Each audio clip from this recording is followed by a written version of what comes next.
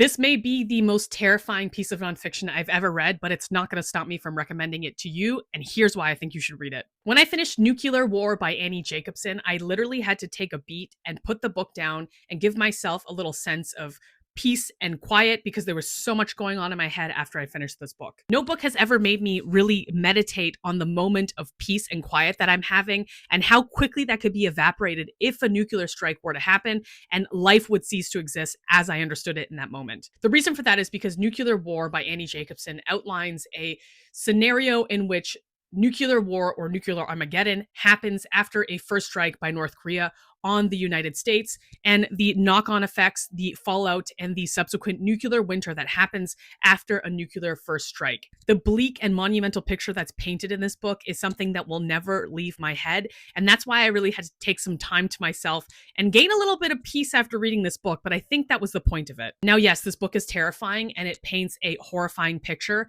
but it's something that we all need to read because we need to understand the world in which we live in and what the significance of nuclear weapons actually are. The other thing that's really interesting about this book is that it doesn't only just paint a nuclear war scenario, but it also gives you little digestible pieces of history in between all of the bleakness, what the building of the nuclear program has looked like in the US, including different voices from history. So if you're interested in reading about things like the Cold War or the nuclear age and really understanding what it means for the world to have nuclear weapons, this is the book you need to read. And yes, it is utterly terrifying. And yes, you will need a moment after you put it down to really thank yourself for having the existence that you have because it really puts things into perspective. But that's what makes it so powerful and such a great read. And I read this as a buddy read, which actually helped the conversation so much better because I wasn't alone in this terrifying experience. So I urge you to do it with a friend as well. I highly recommend this book and I highly recommend picking up Annie Jacobsen the next time you're at the bookstore.